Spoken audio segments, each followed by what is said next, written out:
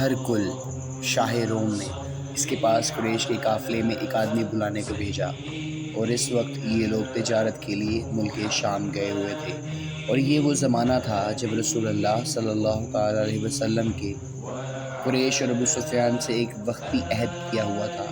جب ابو سفیان اور دوسرے لوگ ہرکل کے پاس ایلیا پہنچے، جہاں ہرکل نے دربار طلب کیا تھا، اس کے گرد روم کے بڑے بڑے لوگ یعنی علماء، وزراء اور امراء بیٹھے ہوئے تھے۔ ہرکل نے ان کو اپنے اور ترجمان کو بلوایا، پھر ان سے پوچھا کہ تم میں سے شخص مدعی رسالت کا زیادہ قریبی عزیز ہے؟ ابو سفیان کہتے ہیں کہ میں بول اٹھا کہ میں ان کا سب سے زیادہ قریبی رشتہ دار ہوں۔ یہ سن کر ہرکل نے حکم دیا کہ ان کو یعنی ابو سفیان کو میرے قریب لا کر بٹھاؤ، اور اس کے پیچھے اس کے ساتھیوں کو اس کی پیٹھ پیچھے بٹھا دو۔ پھر اپنے ترجمان سے کہا کہ ان لوگوں سے کہہ دو کہ میں ابو سفیان سے اس شخص کے یعنی محمد صلی اللہ تعالیٰ علیہ وسلم کے حالات پوچھتا ہوں۔ اگر یہ مجھ سے کسی بات میں جھوٹ بول دے تو تم اس کا جھوٹ ظاہر کر دینا۔ ابو سفیان کا قول ہے کہ خدا کی قسم، اگر مجھے یہ غیرت نہ آتی کہ یہ لوگ مجھ کو جھٹلائیں گے تو میں آپ صلی اللہ تعالیٰ علیہ وسلم کی نسبت ضرور غلط گوئی سے کام لیتا۔ خیر، پہلی بات جو ہرکل نے مجھ سے پوچھی وہ یہ کہ اس شخص کا خاندان تم لوگوں میں کیسا ہے؟ میں نے کہا وہ تو بڑے اونچے عالی نسب والے ہیں۔ کہنے لگا اس سے پہلے بھی کسی نے تم لوگوں میں ایسی بات کہی تھی؟ میں نے کہا نہیں۔ کہنے لگا اچھا اس کے بڑوں میں کوئی بادشاہ ہوا ہے؟ میں نے کہا نہیں۔ پھر اس نے کہا بڑے لوگوں نے اس کی پیروی اختیار کی یا کمزوروں نے؟ میں نے کہا نہیں، کمزوروں نے۔ پھر کہنے لگا اس کے تابع دار روز بڑھتے جاتے ہیں یا کوئی ساتھی پھر بھی جاتا ہے؟ میں نے کہا نہیں۔ کہنے لگا کیا اپنے اس دعویٰ نبوت سے پہلے کبھی کسی موقع پر اس نے جھوٹ بولا ہے؟ میں نے کہا نہیں۔ اور اب ہماری اس سے صلح کی ایک مقررہ مدت ٹھہری ہوئی ہے، معلوم نہیں وہ اس میں کیا کرنے والا ہے۔ ابو سفیان کہتے ہیں میں اس بات کے سوا اور کوئی جھوٹ اس گفتگو میں شامل نہ کر سکا۔ ہرکل نے کہا کیا تمہاری اس سے کبھی لڑائی بھی ہوتی ہے؟ ہم نے کہا ہاں۔ بولا پھر تمہاری اور اس کی جنگ کا کیا حال ہوتا ہے؟ میں نے کہا لڑائی ڈول کی طرح ہے، کبھی وہ ہم سے میدان جنگ جیت لیتے ہیں، کبھی ہم ان سے جیت لیتے ہیں۔ ہرکل نے پوچھا وہ تمہیں کس بات کا حکم دیتا ہے؟ میں نے کہا وہ کہتا ہے کہ صرف اللہ ایک ہی کی عبادت کرو، اس کا کسی کو شریک نہ بناؤ، اور اپنے باپ دادا کی شرک کی باتیں چھوڑ دو، اور ہمیں نماز پڑھنے، سچ بولنے، پرہیزگاری اور صلہ رحمی کا حکم دیتا ہے۔ یہ سن کر پھر ہرکل نے اپنے ترجمان سے کہا کہ ابو سفیان سے کہہ دے کہ میں نے تم سے اس کا نسب پوچھا تو تم نے کہا وہ ہم میں سے عالی نسب ہے، اور پیغمبر اپنی قوم میں عالی نسب ہی بھیجے جایا کرتے ہیں۔ میں نے تم سے پوچھا کہ دعوے نبوت کی یہ بات تمہارے اندر اس سے پہلے کسی اور نے بھی کی تو تم نے جواب دیا کہ نہیں۔ تب میں نے اپنے دل میں کہا کہ اگر یہ بات اس سے پہلے کسی نے کہی ہوتی تو میں سمجھتا کہ اس شخص نے بھی اس بات کی تقلید کی ہے جو پہلے کہی جا چکی ہے۔ میں نے تم سے پوچھا کہ اس کے بڑوں میں کوئی بادشاہ تو نہیں گزرا؟ تم نے کہا کہ نہیں۔ تو میں نے دل میں کہا کہ ان کے بزرگوں میں کوئی بادشاہ ہوا ہوگا تو کہہ دوں گا کہ وہ شخص اسی بہانہ اپنے آباء و اجداد کی بادشاہت اور ملک دوبارہ حاصل کرنا چاہتا ہے۔ اور میں نے تم سے کہا کہ اس بات کے کہنے یعنی پیغمبری کا دعویٰ کرنے سے پہلے تم نے کبھی اس کو دروغ گوئی کا الزام لگایا ہے؟ تم نے کہا نہیں۔ میں نے سمجھ لیا کہ وہ شخص آدمیوں کے ساتھ دروغ گوئی سے بچے، وہ اللہ کے بارے میں کیسی جھوٹی بات کہہ سکتا ہے۔ اور میں نے تم سے پوچھا کہ بڑے لوگ اس کے پیرو ہوئے یا کمزور آدمی؟ تم نے کہا کمزوروں نے اس کی اتباع کی ہے۔ تو دراصل یہی لوگ پیغمبروں کے متبعین ہوتے ہیں۔ اور میں نے تم سے پوچھا کہ اس کے ساتھی بڑھ رہے ہیں یا کم ہو رہے ہیں؟ تم نے کہا کہ وہ بڑھ رہے ہیں، اور ایمان کی کیفیت یہی ہوتی ہے حتیٰ کہ وہ کامل ہو جاتا ہے۔ اور میں نے تم سے پوچھا کہ آیا کوئی شخص اس کے دین سے ناخوش ہو کر مرتد بھی ہو جاتا ہے؟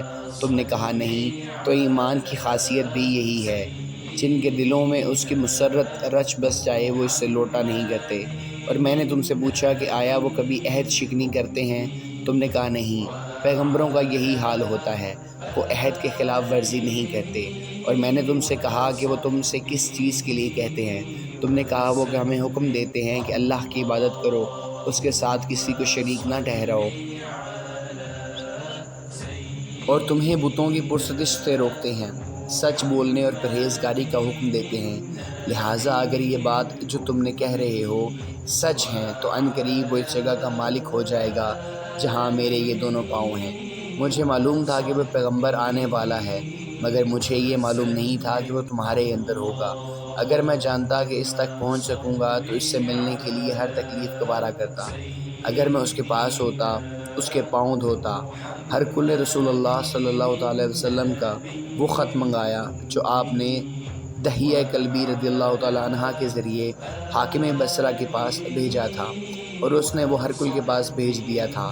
پھر اس کو پڑھا۔ اس میں لکھا تھا، اللہ کے نام سے جو نہایت مہربان اور رحم کرنے والا ہے۔